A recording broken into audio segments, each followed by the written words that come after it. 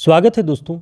अपनी इस क्लास में हम हिंदी साहित्य के महत्वपूर्ण तथ्यों को पढ़ेंगे और इन सारे तथ्यों को आप एक बार रट लेंगे तो आगामी सभी प्रतियोगी परीक्षाओं में वस्तुनिष्ठ ढंग के सभी प्रश्नों को हल करने में आप बहुत ही अधिक समर्थ रहेंगे। तो देखते हैं, पहला पॉइंट हमारा है, केदारनाथ सिंह का संबंध प्रयोगवाद के किस सप्तक से है। तो आप सभी जानते हैं, तार सप्तक, दूसरा सप्तक, तीसरा सप्तक, चौथा सप्तक।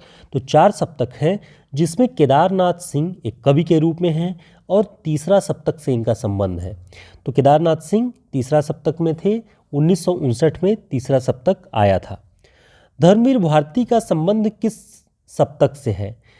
तो इसका जो सही उत्तर है वो है दूसरा सप्तक से। तो केदारनाथ सिंह तीसरा सप्तक, धर्मवीर भारती दूसरा सप्तक और दूसरा सप्तक 1951 में आया है। तो दोस्तों, इस पूरी क्लास में हम हिंदी आलोचना, हिंदी निबंध और महत्वपूर्ण काव्य के प्रश्नों को हल करेंगे। तो अंत तक बने रहेंगे तो आपके लिए बहुत ढेर सारी जानकारियां इस क्लास में मिलने वाली हैं। तो देखते हैं, केदारनाथ सिंह का जो जन्म वर्ष है उसे आपको ध्यान रखना है, 1932 में है। धर्मवीर भारती जी का जो जन्म वर्ष है आपको ध्यान रखना है, 1926 में है। रघुवीर सहाय जी का भी जन्म वर्ष 1929 में है। तो ऐसे कुछ महत्वपूर्ण पॉइंट्स हैं जो कि आपको ध्यान रखने हैं। प्रयोगवाद शैलीगत विद्रोह है, यह कथन किसका है। तो आपको ध्यान रखना है यह कथन डॉक्टर नगेंद्र जी का है। तो एक प्रश्न के बहाने कई सारे प्रश्न, एक पॉइंट के बहाने कई सारे पॉइंट्स आपको यहाँ पे तैयार होंगे हमारी इन क्लासेस में। आगे देखते हैं कुछ महत्वपूर्ण निबंधों के विषय में, महत्वपूर्ण निबंध संग्रहों के विषय में। तो ध्यान रखेंगे सबसे पहले कुछ चंदन की कुछ कपूर की, ये 1971 में प्रकाशित निबंध संग्रह है। और ये निबंध संग्रह है किसका? विष्णुकांत शास्त्री जी का। कुछ चंदन की कुछ कपूर की।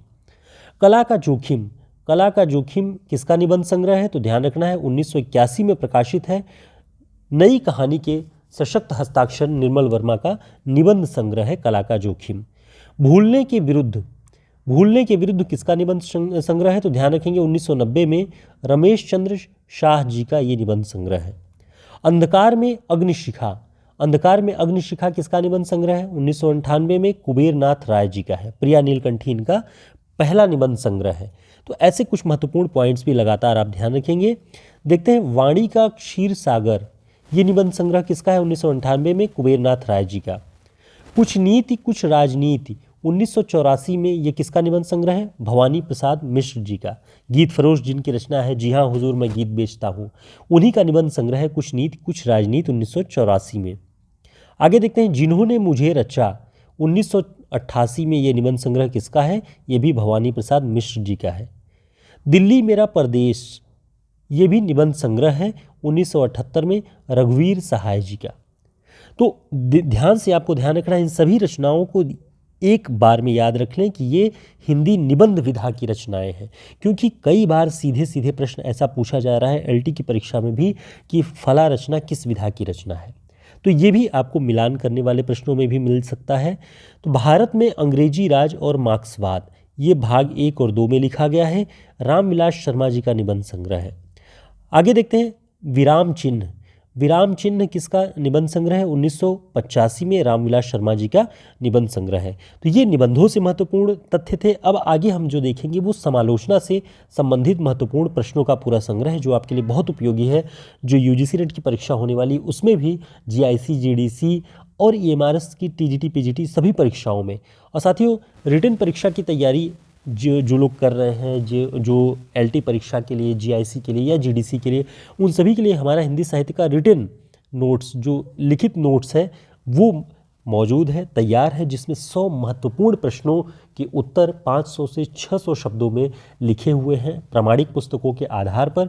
तो आप इसे ऑर्डर कर सकते हैं। साथ ही हिंदी साहित्य का शॉर्ट नोट्स और यूपीएचएससी के लिए जो हमारे नोट्स थे उन्हें भी आप देख सकते हैं, रचनाओं पर आधारित महत्वपूर्ण नोट्स हैं। आप हमारे व्हाट्सएप नंबर पर संपर्क करके इन नोट्स को ऑर्डर कर सकते हैं और उसके लिए आपको हमारे चाहे तो व्हाट्सएप के ये क्यूआर कोड से आप स्कैन कर सकते हैं या व्हाट्सएप नंबर पर संपर्क करके कॉन्टैक्ट कर सकते हैं। आगे देखते हैं हिंदी समालोचना के महत्वपूर्ण प्रश्नों के विषय में। हिंदी समालोचना से कौन कौन से प्रश्न आवश्यक हैं वो भी ध्यान रखना है, और एक बार में अगर आप इसे रट लेंगे, तैयार कर लेंगे, तो ये प्रश्न और ये रचनाएं बार बार दोहराई जाती हैं परीक्षाओं में। इसलिए देखते हैं सबसे पहले कि हजारी प्रसाद द्विवेदी जी की पहली आलोचनात्मक पुस्तक कौन सी है। कई बार पूछा जा चुका प्रश्न है, तो आपको ध्यान रखना है सूर साहित्य। सूर साहित्य 1930 में हजारी प्रसाद द्विवेदी जी की पहली आलोचनात्मक पुस्तक है। हिंदी साहित्य की भूमिका, हिंदी साहित्य की भूमिका का प्रकाशन वर्ष क्या है? 1940 ईस्वी में प्रकाशित हुए हजारी प्रसाद द्विवेदी जी की पुस्तक है और हाल ही में एलटी की परीक्षा में भी पूछा गया प्रश्न है, हिंदी साहित्य की भूमिका 1940।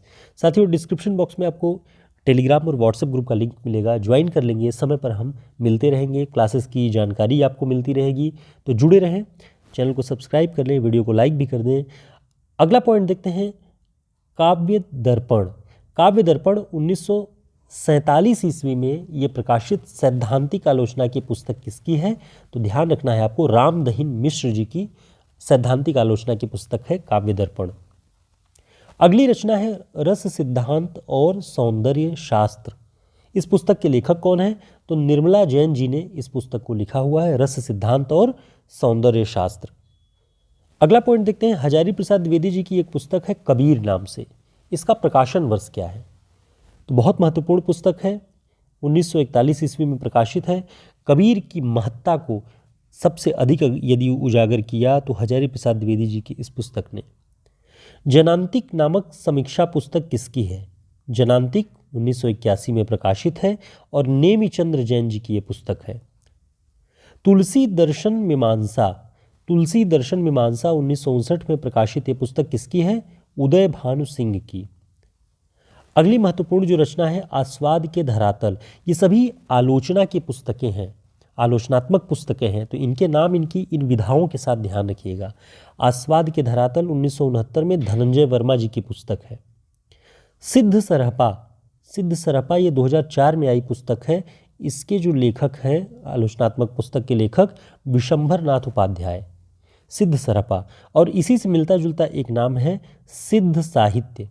तो सिद्ध साहित्य 1953 में प्रकाशित धर्मवीर भारती जी की आलोचनात्मक पुस्तक है। तो साथियों, इतनी महत्वपूर्ण रचनाओं की जानकारियां और आपको विधाओं के साथ इनके प्रकाशन वर्ष को ध्यान रखना होगा, ताकि आगामी सभी प्रतियोगी परीक्षाओं में यदि इन रचनाओं को पूछा जाए, इनकी विधाओं के विषय में पूछा जाए या इनके प्रकाशन वर्ष या रचनाकार के विषय में पूछा जाए, तो आप बेहतर ढंग से, सधे हुए ढंग से आप उत्तर का चुनाव कर सकें।